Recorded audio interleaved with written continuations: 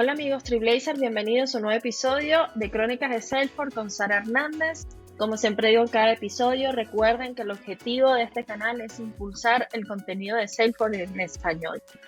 Hoy día tenemos una gran invitada, Alba Rivas. Ella nos acompaña desde Granada, España, pero ella es nativa de Navarra y actualmente ella está desempeñando el rol de Developer Advocate en Salesforce.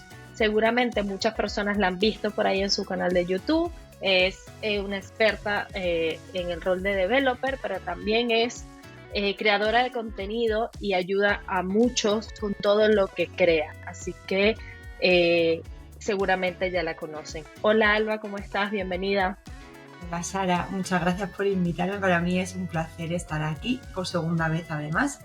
Sí. La primera vez estuvimos hablando de cómo dar tus primeros pasos en el mundo de desarrollo de developer. Sí, y esta vez, bueno, pues vamos a hablar del tema candente que es Astem for Developers. Quería agradecerte por esa introducción que has hecho, que sí, bueno, intento crear todos los contenidos que puedo para intentar apoyar a otros desarrolladores y que puedan desarrollar su carrera dentro del ecosistema Salesforce. Y sí, llevo trabajando en Salesforce unos años y la verdad que pues muy contenta con las oportunidades que tengo de entablar conversaciones con la comunidad y de participar en podcasts como el tuyo. Muchas gracias, Alba. Pero así es, o sea, yo creo que, estoy segura que tu contenido ayuda a muchísimas personas. Además que tienes años haciéndolo. A mí también a veces quiero buscar algo y voy a tu canal y busco también ahí. Así que de verdad que es de gran valor y se agradece, sobre todo que sea en español, porque a pesar de que hoy en día hay más contenido en español, hace muchos años no lo había. Igual no para, o sea, no para todos, pero sí para algunos, el idioma puede ser una barrera. Entonces, el ya poder crearle este contenido en su idioma es igual una gran ventaja para ellos.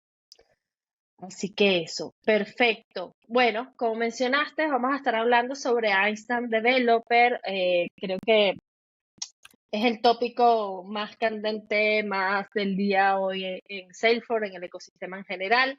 Así que la idea es hablar un poco sobre qué es, cómo podemos trabajar con él, pero sobre todo aclarar muchos conceptos que quizás hoy en día no están muy claros para muchos, ¿no? Una de las ventajas que tengo en el canal es que tengo oyentes que están iniciando en el ecosistema, oyentes que ya van mejorando en el seniority y personas ya que son expertas, ¿no? Entonces, ahí la idea es ir de menos a más. Mira, prendió. Sí, Prendió. Pues no ¿Viste? sé. Sí, lo he visto en el vídeo, no sé de qué ha dependido. Ya. Bueno, para el que no sepa, estábamos luchando para que prendiera el, el nombre Un y neón que tengo prendió. detrás que no funcionaba y de repente se ha encendido solo. Los fantasmas de Exacto. mi casa. Así que perfecto. Pero Alba, si quieres, antes de entrar como a hablar de lo que es inteligencia artificial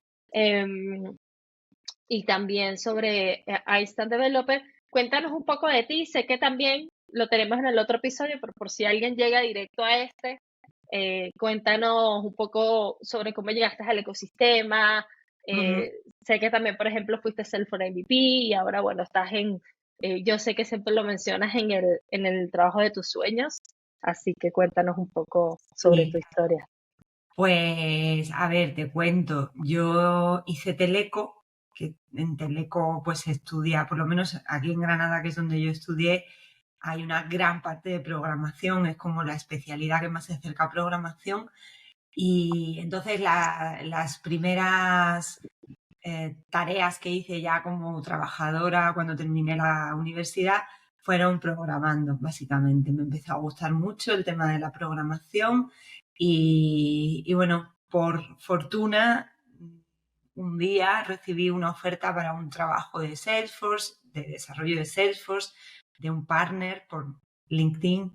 Y al principio pues creí que no iba a ser muy interesante, pero decidí cogerlo porque, bueno, no estaba bien en la empresa que estaba en ese momento y dije, venga, lo voy a coger. y si todo va bien, pues sigo aquí, y si no me gusta, que eso tiene pinta de que no me va a gustar nada, pues ya me cambiaré. ¿Y cuál fue mi sorpresa? Que me encantó desde el minuto cero, ¿no? Por muchísimos motivos. Y tuve suerte también porque ese partner pues, fue como un apoyo muy grande para mí. O sea, es muy importante la empresa en la que caigas Sí. y no solamente como el leadership de esa empresa se porte con los trabajadores y les apoye en su carrera profesional, sino también los compañeros que tengas. Porque yo tuve la suerte de caer con unos compañeros que eran todos unos cracks del desarrollo Salesforce y me enseñaron un montón. Y gracias a eso, pues fui desarrollando mi rol como programadora de Salesforce, fui también creando mi marca personal, no con el objetivo de crear una marca personal, sino porque me gustaba. Creaba blogs, creaba, bueno, vídeos por aquel momento no, pero asistía a conferencias para dar charlas y cosas así. Y era porque me divertía y porque aprendía, ¿no? Ujú. Y gracias a eso, pues en un momento dado salió una posición en el equipo que estoy ahora de Salesforce, que somos los Developer Advocates, pero se entiende mucho mejor si pensamos cómo se llamaba el rol antes, ¿vale? Ujú. Antes era evangelista de desarrollo y realmente no tiene nada que ver con la religión, pero sí que lo que hacemos es crear contenidos para evangelizar la palabra de desarrollo Salesforce, ¿no? Es decir, para que todo el mundo lo entienda. Intentar que esos contenidos sean simples, llanos y también correctos, ¿no? Que vayan a las best practices o a cómo utilizar la tecnología de la mejor manera. Y entonces, pues, conseguí ese trabajo y ya desde entonces, pues, llevo 4 años en Salesforce. Wow. Algo que me gusta que comentaste lo de la marca personal. Realmente uno lo hace porque a uno le gusta, porque uno se entretiene, porque uno aprende. Yo aprendo mucho con ustedes cuando los entrevisto. Me imagino que es lo mismo que te pasa cuando estás dando tus charlas porque tienes que repasar. En estos días estaba escuchando uno de tus episodios y mencionabas lo que era de repasar, porque no está a lo mejor tanto en la práctica, dependiendo del rol que tenga, y vas perdiendo cosas, y no es que no las sepas, sino que la práctica es lo que realmente te mantiene ahí. Así que muy entretenido. A mí me encanta todo lo que haces. Ese rol es muy interesante y bueno, te felicito porque lograste llegar a ese rol que estabas buscando y que te identifica realmente, porque ya lo venías haciendo inclusive desde mucho antes. Evangelizar lo que es el contenido de Salesforce. Perfecto, ahora sí entrando en materia, vamos a hablar de este developer, pero antes de, hablemos un poco por qué crees que Salesforce actualmente vio la oportunidad de trabajar con o incorporar realmente sus productos de inteligencia artificial, sé igual que lo viene evaluando y trabajando desde hace mucho tiempo, pero ¿por qué ahora? ¿Por qué crees que este fue el momento? Sí, pues a ver, Salesforce lleva trabajando con inteligencia artificial 10 años ya, ¿eh? Ujú. Empezó con la inteligencia artificial predictiva, que era como la tecnología que había en ese momento, y así fue como crearon herramientas como el Prediction Builder, no sé si, Humilde. si os Ujú. suena, Einstein Vision, Einstein Image Classification, ese tipo de productos, ¿vale? Que eran para inteligencia predictiva, inteligencia artificial predictiva, y realmente el equipo de research, de investigación de Salesforce, ya llevaba trabajando con inteligencia artificial generativa un tiempo. Es decir, yo hace como, pues me parece que fue el Dreamforce del año pasado, el anterior, que todavía no había salido ChatGPT, el equipo de research me dijeron que querían hacer una charla en Dreamforce para hablar de CodeGen, que es como el motor de generación de código en el que ellos estaban trabajando. Lo que pasa que estaba como en fases muy tempranas, ¿vale? Y bueno, no se llevó a cabo esa charla, pero ellos llevaban ya trabajando en eso bastante tiempo. Creo que todas las empresas tecnológicas han ido, cada una tiene su departamento de I+D y todas han ido en paralelo subiéndose al carro de todo lo nuevo que va saliendo con respecto a inteligencia artificial, ¿vale? Y lo último que ha salido es la inteligencia artificial generativa. ¿Por qué? Porque es la nueva revolución, ¿no? Le llaman la AI Revolution. Y yo creo realmente que es así. O sea, yo creo que van a cambiar muchas cosas gracias a la inteligencia artificial y que vamos a ver una gran evolución en los próximos años y que va a cambiar la forma en la que muchos roles trabajan. No significa que nos vayan a borrar del mapa, pero sí significa que vamos a tener que adoptar nuevas herramientas, ¿no? Para subirnos también a esa carrera de la inteligencia artificial. Y bueno, ya sabes que Salesforce es una empresa muy innovadora y siempre intenta subirse al carro de todo. Ellos tienen siempre equipos de I+D que están trabajando no solamente con inteligencia artificial, sino prácticamente con todo lo que se puede incorporar dentro de lo que es el ecosistema. Así es. A ver, yo sé que sí está lo que hablabas, mencionabas de Einstein, Prompt, o sea, eso ya es de ahora, pero todo lo que venía trabajando Salesforce hace mucho tiempo, pero creo que ahora está teniendo como más fuerza o a lo mejor está siendo más sonado y ahí nace, por ejemplo, la otra pregunta que te quiero hacer es si crees que em, la inteligencia artificial va a reemplazar, por ejemplo, los devs. Igual mencionabas de que va a cambiar la manera de trabajar, pero a mí igual me gusta hacer esta pregunta porque sé que es una que se hace muchas personas y no nada más con este rol, pero vamos, en este episodio nos enfocamos en la parte de developers, entonces, em, ¿crees que realmente va a reemplazarlos o por qué crees que también existe ese temor de la gente que cree que lo va a reemplazar? Porque ciertamente iba a haber un cambio de la manera de trabajar. Sí, claro. Pues a ver, la inteligencia artificial generativa, que es esta última que ha surgido en estos últimos años, ha venido para quedarse y para evolucionar. Es decir, no vamos a dar pasos atrás, ¿no?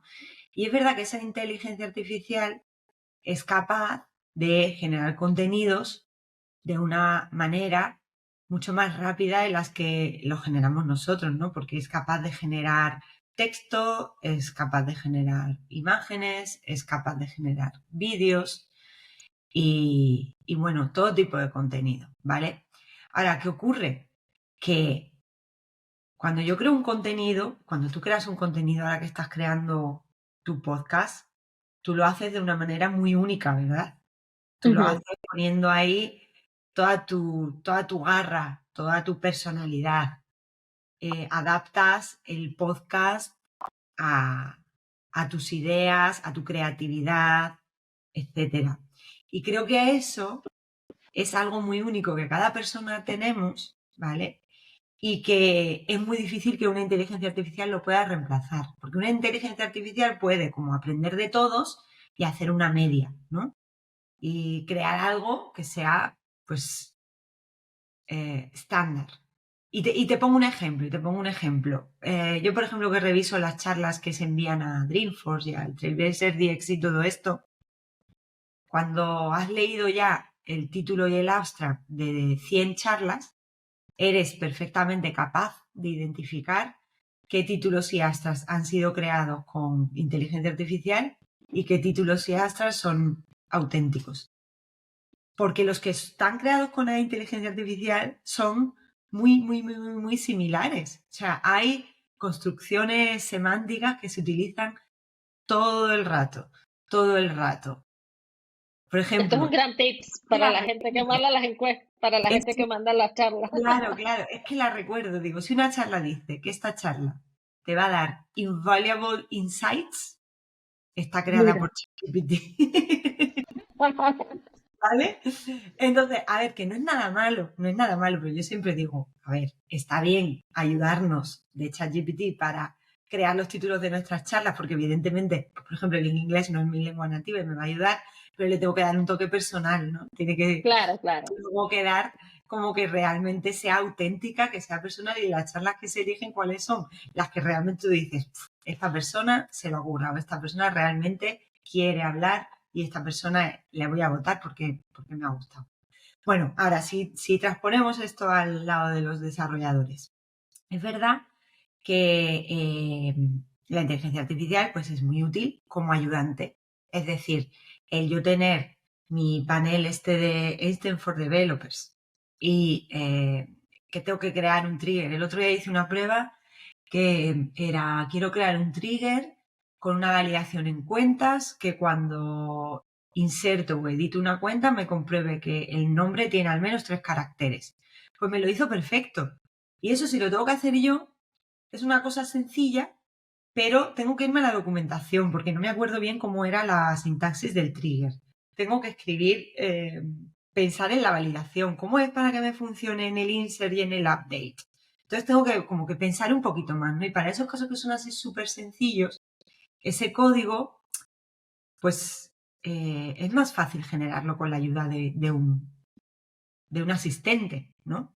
Claro, Sin embargo, si yo ahora quiero implementar algo como más potente, que tenga, pues, no sé, separación por capas, que siga algún tipo de patrón de diseño, quiero, pues eso, por ejemplo, estoy utilizando un trigger framework y quiero que Einstein me genere ese código, pero como dentro utilizando mi trigger framework. Pues ya es un poco más complicado. Y mira que Einstein for Developers tiene en cuenta, que eso me enteré el otro día, el fichero que tienes abierto, ¿vale? Entonces, a lo mejor si tienes un trigger framework y tienes abierto el fichero de trigger que quieres modificar, te va a dar resultados mucho más exactos que si no le pasas nada de contexto, ¿no? Pero aún así, creo que para tareas como más complejas, siempre se sigue necesitando un humano en el medio. Entonces, creo que vamos a ser mucho más rápidos en la generación de código, pero que cómo nosotros al final podemos aplicar patrones y tomar decisiones para que nuestro código sea más eficiente, decisiones de arquitectura del software y demás, eso creo que aún falta mucho tiempo para que la inteligencia artificial sepa hacerlo. A lo mejor en 10 años te estoy contando una historia diferente, claro. pero desde luego yo creo que de aquí a los próximos 10 años la inteligencia artificial para developers, igual que para creativos, va a ser una ayuda. Todo esto, si se quiere crear contenido en cuanto a la creatividad, que sea realmente original, ¿no? Claro. Así es, igual es importante mencionar que la inteligencia artificial igual necesita no es que nace sola, también necesita un humano que Sí, la, eso siempre en casi todas las charlas de inteligencia artificial siempre te dicen que se necesita como un feedback loop, que sería ajá, como el proceso de retroalimentación del humano y también de comprobar que eso está bien, ¿no? Que lo que se está generando. exacto, exacto. Entonces ahí nace mi otra pregunta de qué otros problemas puede traer la inteligencia artificial, porque por más que sea, igual sigue siendo manipulado por un humano. En estos días estaba justamente con una charla de la comunidad de arquitectura y hablábamos de esto, ¿no? De que hablamos, sí, inteligencia artificial y hubo uno de los asistentes que dijo el human intelligence, que igual al final está siendo manipulado por un humano. ¿Facilita la ayuda? Sí, pero para que llegue a eso, detrás hubo una manipulación. Entonces, ¿qué otros problemas crees que pueda generar la inteligencia artificial? Sí, pues a ver, hay que tener en cuenta que los Large Language Models, que es lo que funciona detrás de esta inteligencia generativa, que es lo que hace que se vaya generando la siguiente palabra o el siguiente píxel en la pantalla, ¿vale? Han sido entrenados sobre un conjunto de datos. Ese conjunto de datos pues puede estar bien o puede estar mal, porque a lo mejor si ChatGPT se ha entrenado con todos los textos que hay por Internet sin tener ningún tipo de filtro, pues puede incluir una serie de sesgos en el tipo de contenidos que genera que no son deseables. A lo mejor se ha entrenado con contenido que tenga, pues no sé, palabras malsonantes, aunque tiene un filtro de este tipo, ¿no? Pero vamos a irnos a casos como más sutiles, ¿no? A lo mejor textos que sean pues un poquito machistas o que Ujú. sean discriminatorios de alguna manera, ¿no? Ese tipo de sesgos, la inteligencia artificial no es tan inteligente como para detectarlos y borrarlos, sino que aprende de ellos, ¿no?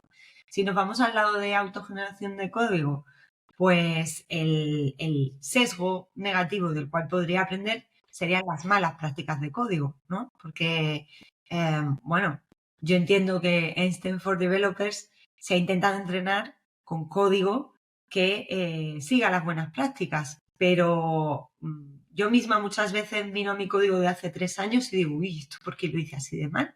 O sea, que no es tan sencillo, no es tan sencillo determinar qué es buena práctica y qué es mala práctica.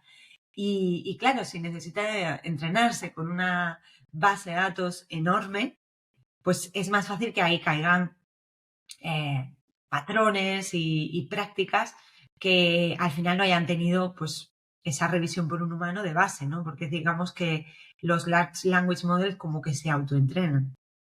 Ahí es donde es muy importante también el feedback del humano, porque claro, si a mí me devuelve ese generador de código un patrón o un código que yo sé que no está correcto, pues entonces ahí es cuando yo le tengo que decir, no, no, no, no, esto es incorrecto, así no se hace. Y de esa forma, pues se irá refinando poco a poco cómo funciona. Perfecto. Sí, yo creo que, como mencionabas hace un momento, es una ayuda. Nos facilita muchas cosas, pero no está de más que realmente chequemos eso. O sea, pasa desde, imagínate, si pasa desde un correo que vamos a veces recibo y yo digo, ya, esto se nota que fue un copy-paste de GPT, porque se nota.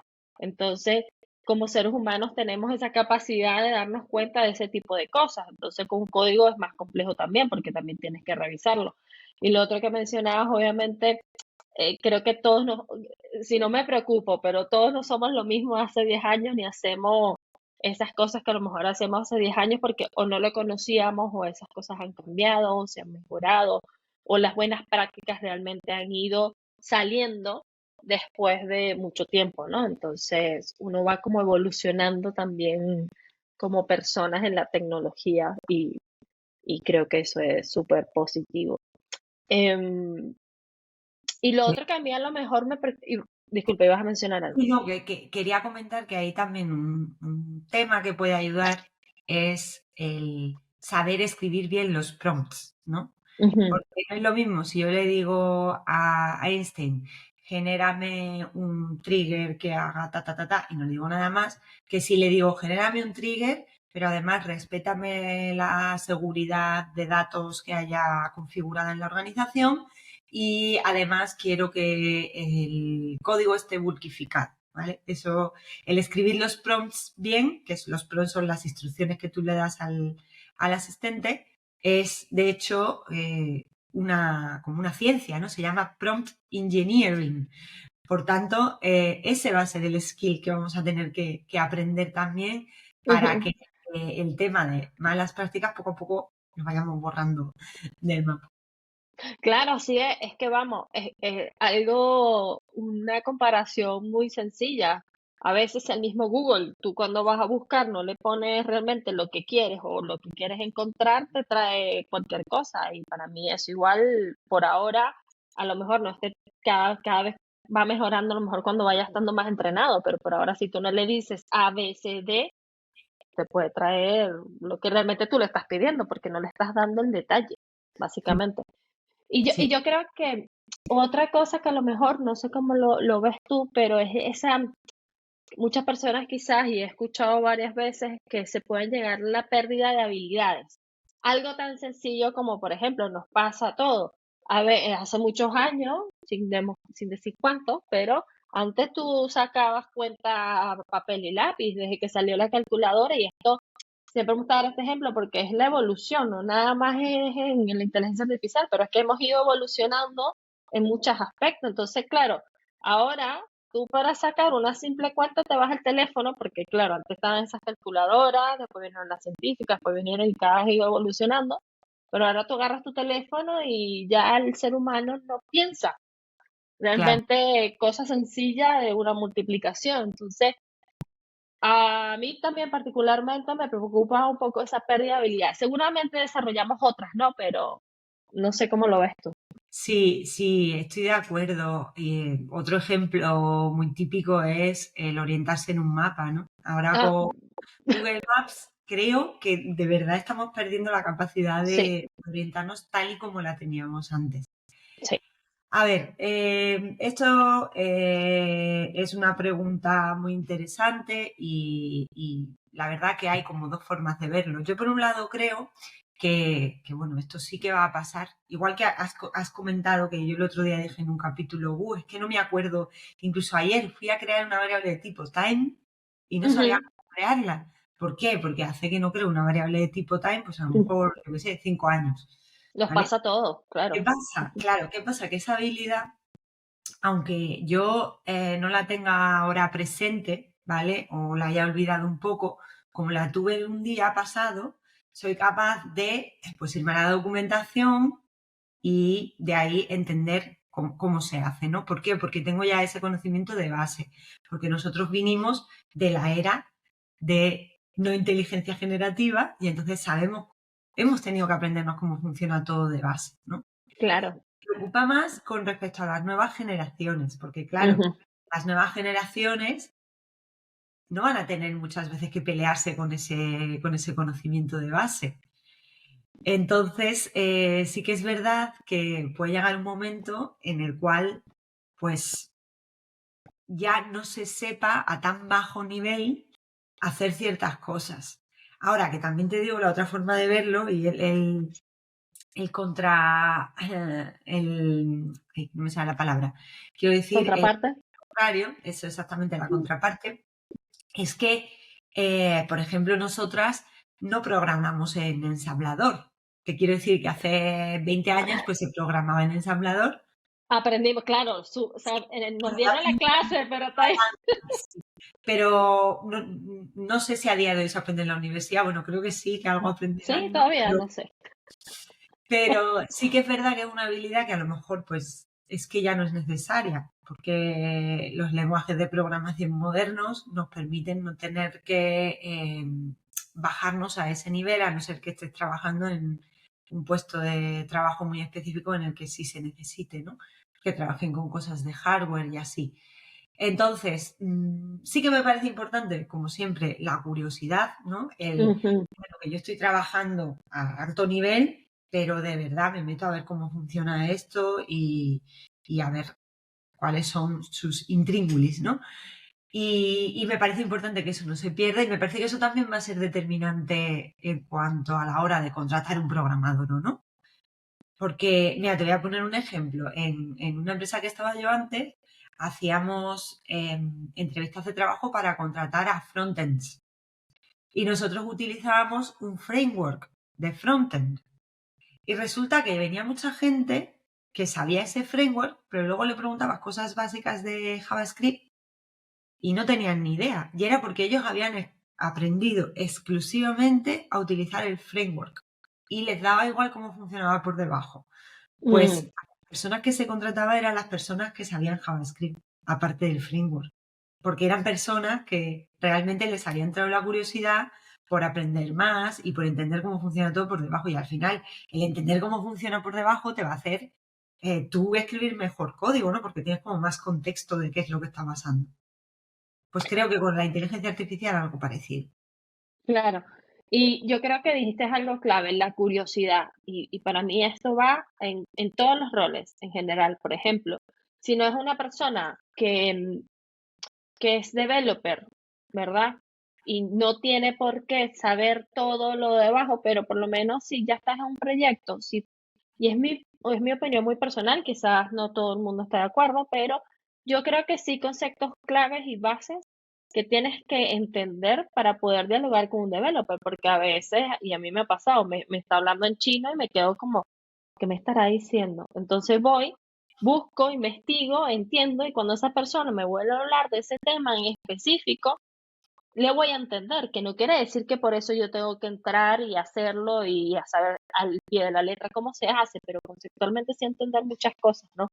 Y creo que la curiosidad y la proactividad son claves en todo rol que se desempeñe. Y pues nada, sí, vamos viendo. Yo creo que Esto es algo que hay que ir viendo. Volvemos al ejemplo que tuviste en el mapa. Y yo lo viví. Yo vivía en una ciudad hace años donde, a ver, en Nueva York, que no existía el GPS y siendo una ciudad tan grande con un tren, o sea, un metro un poco complejo, a mí me tocó aprenderme todo, como desde el mapa del metro, cómo moverme. Y hoy en día cuando voy todavía lo mantengo y sé cómo moverme. Pero, por ejemplo, después me mudé a Chile y me muevo de alguna manera, pero claro, ahí ya entra un poco todo el tema de GPS un poco más fuerte. Y si tú me preguntas en mi dirección cómo llegar sin el GPS, no soy nadie. Y ahí tú notas la diferencia cuando aprendí a moverme en una ciudad sin necesidad del GPS a cuando lo empecé a hacer con GPS. Y realmente es que esa habilidad se pierde y es muy fuerte. Y uno no lo nota a lo mejor en el momento, pero es que es fuerte. Y yo creo que es importante mantener estas nuevas generaciones que vienen, tratar igual, por muy evolucionado que esté todo, de que creen esa habilidad y mantener esa actividad de aprender de otras maneras, ¿no? Y no buscar que todo esté ahí. Pero bueno, algo que podemos estar horas hablando sobre eso. Sí. Eso, y aunque no tengan los conocimientos, porque el almacenamiento del cerebro es limitado y es Exacto. imposible que todo se te quede, ¿no? Pero aunque no tengan los conocimientos, porque ya hace mucho tiempo que no los trabajas, el tener la habilidad de, esto era así, venga, voy a mirarlo y recuperarlo. ¿Cuál? Tal cual, tal cual. Es así. Por ejemplo, tú lo mencionaste, Assembler. Yo no es que sepa hacer en ese código, pero me acuerdo que en la universidad fue uno de los principales temas que te dan, ¿no? Para que sepas la historia, cómo viene la historia de los lenguajes. Entonces, es Claro. importante. A ver, ahora, sí hablemos de Einstein, for Developer, que igual, bueno, es importante, o sea, yo considero interesante todas estas preguntas y toda esta conversación que estamos teniendo para llegar acá, pero hablemos un poco de Einstein for Developers, por ejemplo, cómo se instala, qué diferencias tiene con otras aplicaciones. Y bueno, también si quieres mencionar alguna documentación, algún contenido en específico que creas que pueda ayudar a nuestros oyentes, bienvenido. Claro. Vale, pues a ver, Einstein for Developers es una extensión para Visual Studio Code que, bueno, te la puedes instalar en Visual Studio Code o también en Code Builder, que Code Builder es como la versión web de Visual Studio Code y que ya está GA, ya está generalmente disponible. Y esta extensión te va a incluir la habilidad de poder usar un asistente para generar Apex, ¿vale? De momento solo genera Apex, aunque Lightning Web Components está también en el roadmap, pero de momento Apex. Entonces hay como dos formas de escribir los prompts.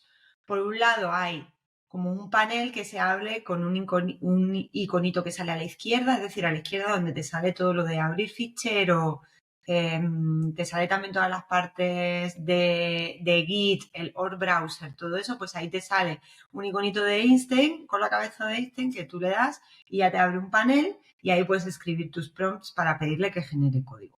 Y la otra forma de hacerlo es a través de un comando. Abres la paleta de comandos, le pegas el prompt que quieras y te escupe el resultado, que además te lo pega en el fichero en el que estés trabajando en ese momento donde tengas el cursor. Entonces, Einstein for Developers utiliza por debajo un Large Language Model, ¿vale? Que se llama CodeGen, que es específico de Salesforce. ChatGPT utiliza otro tipo de Large Language Models, otros proveedores de inteligencia artificial generativa utilizan otros, y de hecho en Salesforce se pueden utilizar otros externos para lo que es generar textos. Pero para la generación de código que se utiliza en Einstein for Developers, siempre se utiliza este, que se llama CodeGen, y que es el que el equipo de research llevaba haciendo antes de que estuviera ChatGPT. ¿Vale? Entonces, el Large Language Model este tiene como diferentes versiones. Tiene la 1.0, la 2.0 y la 2.5 y es open source, ¿vale? Que está, si buscáis en github.com /Salesforce Codegen vais a poder ver el código del modelo, ¿vale?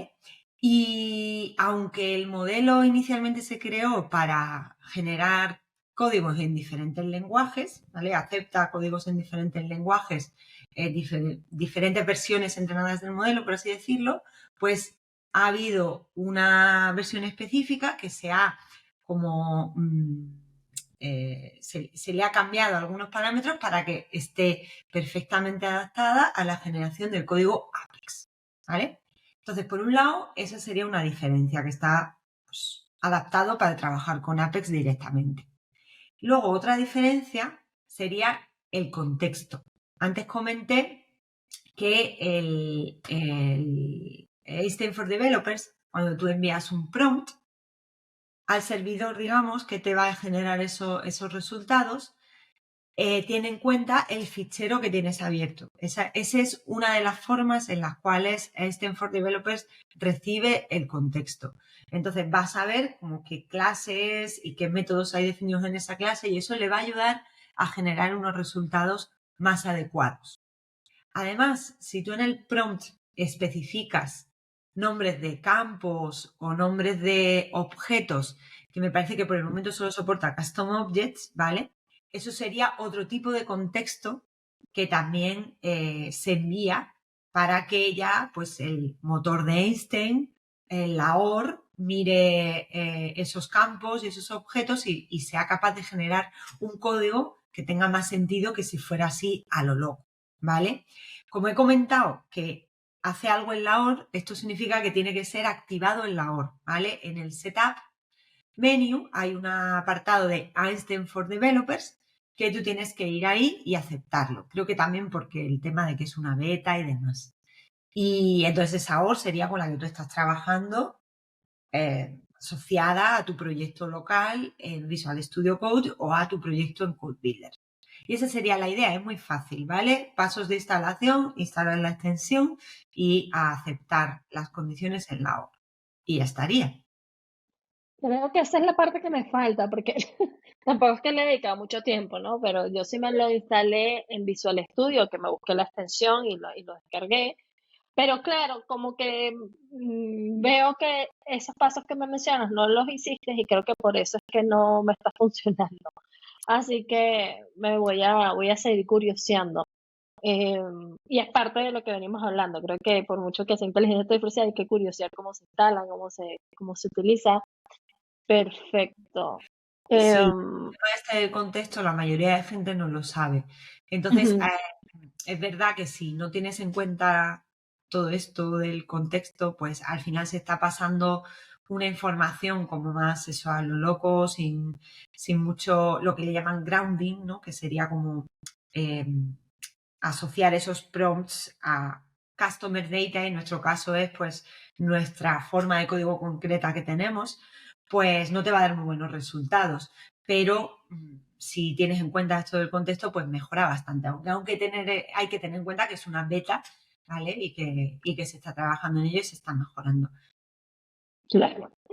Perfecto. Y ya hablaste un poco de cómo es el código que, por ejemplo, el que utiliza Salesforce, que es el CodeGen, pero ¿cuál sería la diferencia entre Copilot y ChatGPT? Yo creo que yo me sigo confundiendo un poco con esto, porque es que, vamos, ahorita hay tanto contenido o tanta información por todos lados que, que creo, o a mí me pasa, y no sé si a muchos, pero llega a confundir un poco la Sí, sí, sí, diferencia que sí, hace uno, que hace el otro, que no sé qué, y es como, wow. totalmente y te entiendo totalmente y yo también, ¿vale? Y por eso tengo aquí unas notas incluso de qué es cada cosa para no equivocarme. A ver, este for developers está claro, es eso, Sí, ¿vale? clarísimo. Es el generador de código. Ujú, Luego, en lo que sería el producto de Salesforce, se están desarrollando también un montón de herramientas que tienen que ver con la inteligencia artificial, ¿vale? ujú. Entonces, el Copilot sería el conjunto de 3 herramientas, ¿vale? Copilot incluye, pero esto ya dentro del producto, incluye Prompt Builder, que esto seguro que lo habéis visto, que es Sí, como una interfaz gráfica que te permite escribir tus prompts pasarle como variables que unen esos prompts a tus registros. Por ejemplo, le puedo decir el nombre de la cuenta, el número de empleados de la cuenta, lo que sea, y ponerlo ahí como un parámetro para que cuando yo ejecute ese prompt sobre un registro específico de account, haga el grounding con los datos concretos de esa cuenta, ¿vale? Entonces eso sería Prompt Builder, que además te permite como escribir los prompts y probarlos. Luego está otra cosa que se llama Action Builder, que también es parte de Copilot, que además tiene dos nombres, ¿vale? Se llamaba Skips Builder, que siempre me he apuntado, y ahora lo han cambiado a Action Builder. Y esto es como una especie de asistente que para ese asistente tú vas a poder definir acciones en ese Action Builder. Acciones puede ser ejecutar este flow, llamar a este método de Apex, no sé, lanzar este proceso planificado, lo que sea.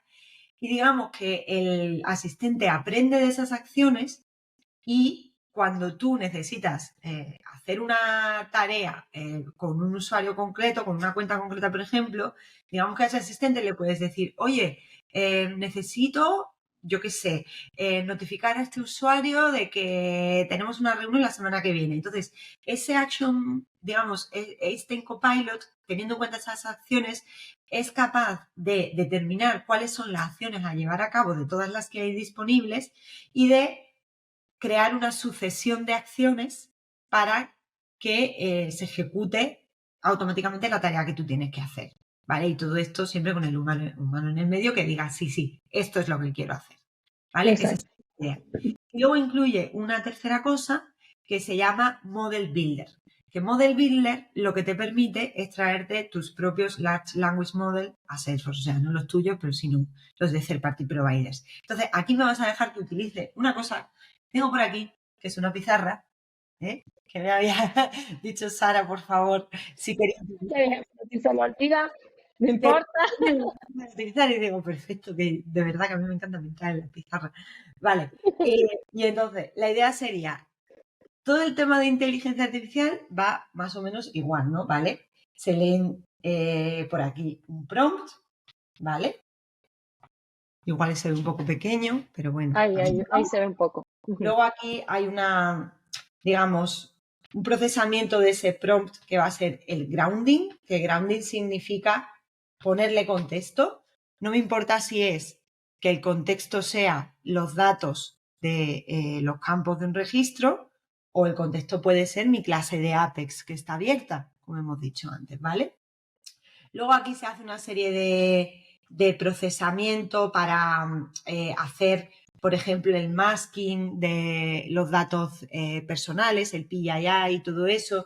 Bueno, aquí lo estoy simplificando, ¿vale? Se hacen una serie de más cosas para asegurarnos de que, bueno, de que el prompt está creado correctamente y que no va a exponer datos sensibles. Y luego aquí llegaría la parte en la cual se pasa al Large Language Model, ¿vale? ¿Qué pasa? Que este Large Language Model puede ser uno que sea externo, vamos a poner aquí externo, o en nuestro caso puede ser interno, en el caso de Einstein for Developers, que sería el de Codegen, ¿no? Si es interno, no pasa nada porque nuestros datos nunca salen de Salesforce, no hay problema, ¿vale?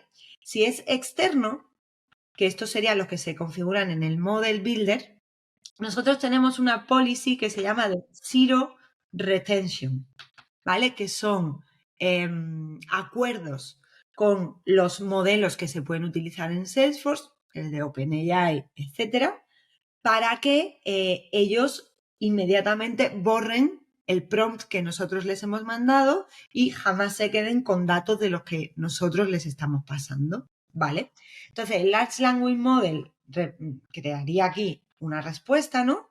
El resultado. Y ahora, esto también va por una serie de filtros, ¿vale? Hay, por ejemplo, un filtro que es Toxicity Detection, que lo que hace es detectar pues si ese prompt tiene algún grado de toxicidad y borrarlo. Por aquí también iría la parte de feedback, ¿vale? de darle feedback al resultado y ver si todo esto es correcto o no es correcto, y en base a eso reentrenar el modelo, ¿no? Y ya está, y luego se devolvería al usuario.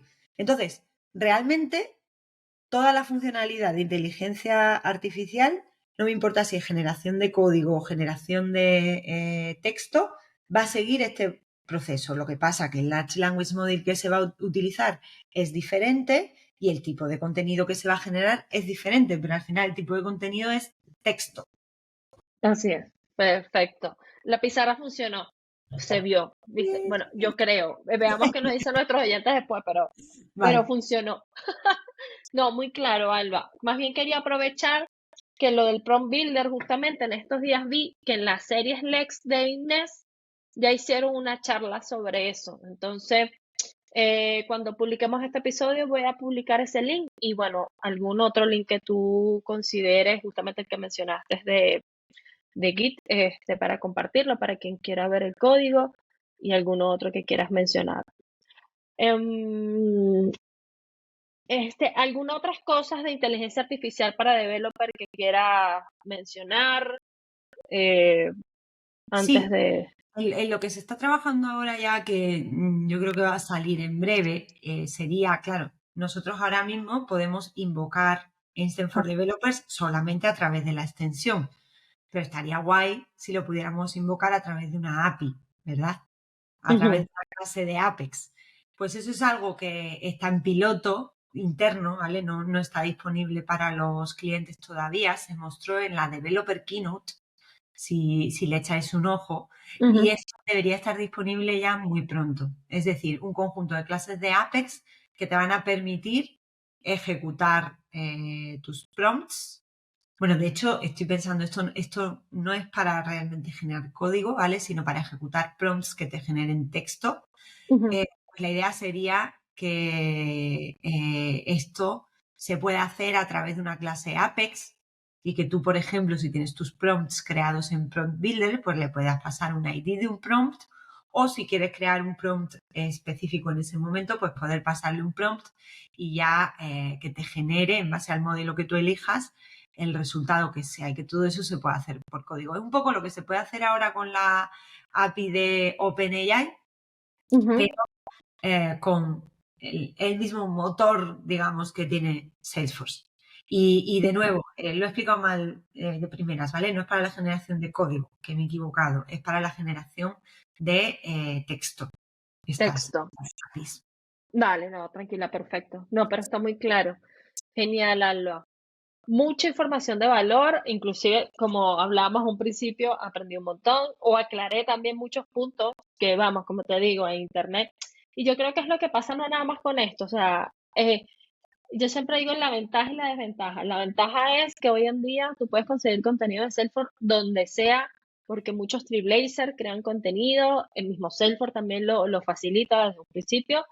Em, pero a veces la desventaja que yo veo que llega a ser tanto que inclusive uno que a lo mejor ya tiene un poco más de tiempo en todo este tema se agobia. No me quiero imaginar a alguien que está entrando y ve todo esto y dice, wow, ¿por dónde parto, no? ¿Por dónde inicio? Simplemente a leer, a investigar. Esto ya obviamente es un tema un poco más avanzado, pero vamos, este capítulo para mí me aclaró muchísimos puntos. Me Así que alegro mucho. perfecto. Alba, ¿algún otro punto que quieras comentar antes de retirarnos, compartir algún site que digas, este site tienen que ir? Seguramente el de developers. Pero, Sí, a ver, ahora nuestro objetivo, el objetivo de mi equipo, uno de ellos al menos, es generar contenidos sobre todo lo que va saliendo de inteligencia artificial, ¿no? Entonces, estar atentos tanto al blog como al canal de YouTube, porque estamos generando contenido no solamente sobre lo que va creando Salesforce, sino contenidos para educar a la población sobre temas de inteligencia artificial general, ¿vale? Y yo estoy como con muchas ganas de hacer esto porque yo no soy ninguna experta en inteligencia artificial. Yo no, sé que ninguno. he estado sé lo que os he contado hoy, no sé más, pero no sé realmente cómo funciona todo esto por debajo y demás. Y sí que es verdad que vamos a hacer ahora un esfuerzo de estudiarnos bien todo lo que va como por debajo del Large Language Model y demás. Y, y explicarlo para que todo el mundo tenga esa formación, ¿no? Ese conocimiento general que parece que va a ser muy, muy importante en los próximos tiempos. Y bueno, aparte de eso, en Trailhead hay unas cuantas badges nuevas, unos cuantos módulos de AI también, que les podéis echar un ojillo. Y bueno, esas serían mis recomendaciones. Así es, perfecto. Lo que vamos a hacer, Alba, es que cuando publiquemos este episodio, todas estas recomendaciones que entregaste las voy a listar. El canal de YouTube Developer, el blog, los links, el Trail Mix que hay en Trailhead sobre inteligencia artificial. Inclusive los invito a que se animen a estudiar para presentar el examen de Associate de inteligencia artificial, que de verdad em, te da un contexto base para ir entendiendo muchas cosas, de verdad. Yo por lo menos cuando lo estudié, de verdad que esto, ¿sabes? Me sentía como diciendo, "Bueno, no sé nada definitivamente y todavía falta mucho por saber, pero bueno, perfecto, vamos a hacer eso. Solo para cerrar a los oyentes, no nos pusimos de acuerdo para ponernos la camisa azul, fue todo casual. No estamos uniformadas, pero salió. Así que bueno, Alba, muchísimas gracias por todo lo que compartes siempre por este episodio, que de verdad lo disfruté un montón. Muchísimas gracias por acompañarnos. Lo mismo digo, Sara, muchísimas gracias a ti también por invitarme y por supuesto siempre un placer hablar contigo y un saludo a todos los oyentes que si tenéis cualquier pregunta o duda me podéis siempre escribir en mis redes sociales que ya las compartirá Sara por ahí, ¿vale? Así es, perfecto. Muchísimas gracias, nos vemos. Adiós.